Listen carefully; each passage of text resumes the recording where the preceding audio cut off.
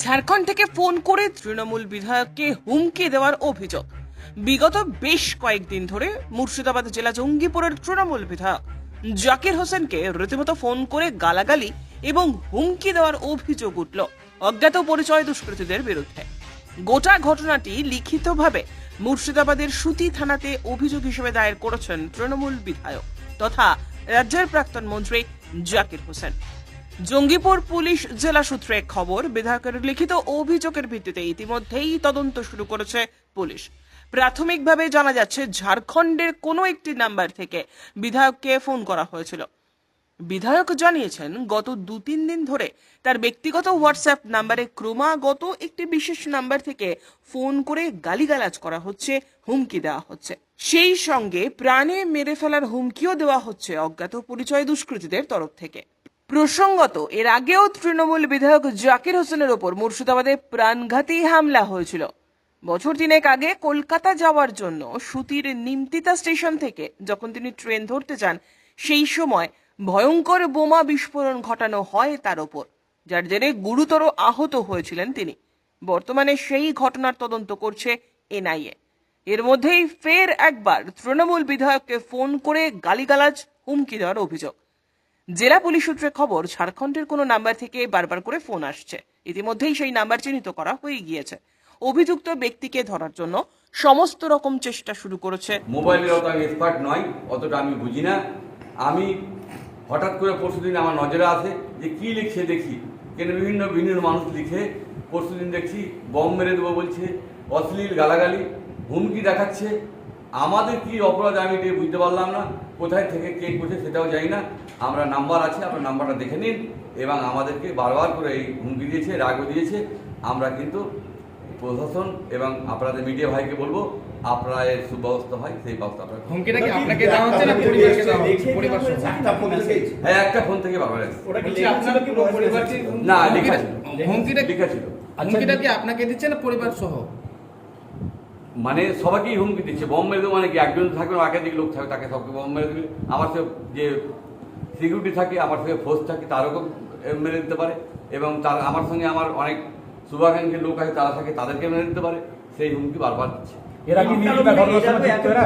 দেখুন, নিমতি থেকে ঘটনা যুক্ত হতে পারে। কারণ হলো যে তারা নিশ্চয়ই নাহলে একবার করে সাহস না কি করে পায়।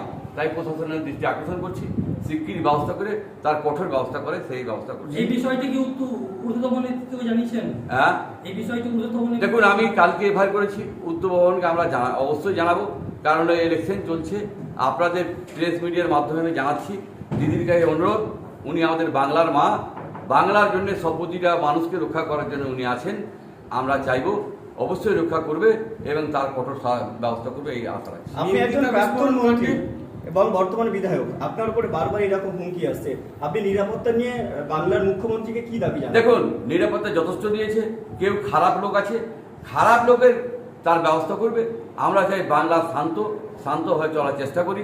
আপনারা জানেন, আমার এখানে আসলে যদি একজন গরিব মানুষ আসে, তবু তাদের সঙ্গে ভালো ব্যবহার করি, মা বলে ভাই বলে কথা বলি। এবং কেউ বলতে পারবে না করছে খারাপ আমি ব্যবহার আচরণ করি। কারণ আমার এটা শখ, বা এটা আমি জনসেবা করতে এসেছি, তাই জনসেবার মতো করি। কেউ বলতে পারবেন না যে আমি কোনো লোকের সঙ্গে খারাপ ব্যবহার করেছি এবং খারাপ ব্যবহার করার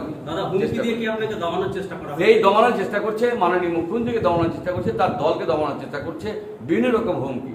তাই বিভিন্ন মানুষ বিভিন্নভাবে হুমকি দেওয়ার চেষ্টা করছে। বললাম যে কিছু দালাল আছে যে বলে ফ্যাক্টরি রেড করে দেবো, ফলস কেস করে দেবো, এগুলোও করছে। আমাদেরকে বিভিন্ন রকমের মেন্টাল চেষ্টা করছে। এই যে যেটা এসছে সেটা ঝাড়খণ্ড এলাকা থেকেই আসছে বলে মনে করা হচ্ছে। এই ব্যাপারটা দেখুন, কোথাকার আছে প্রশাসন বুঝবে, যে ঝাড়খণ্ডেরই হোক, বাংলাদেশেরই হোক এবং অন্য রাজ্যের হোক, দুষ্কৃতির কোনো ইয়ে নেই। দুষ্কৃতির সাজা হওয়া উচিত। আমি মনে করি আপনারা মিডিয়া ভাইরা আছেন, আপনাদেরকে অনুরোধ যে আপনারা ভালো করে দেখুন আর দুষ্কৃতিতে দমন হয়েছে অবস্থা। তাদের উদ্দেশ্যটা কি?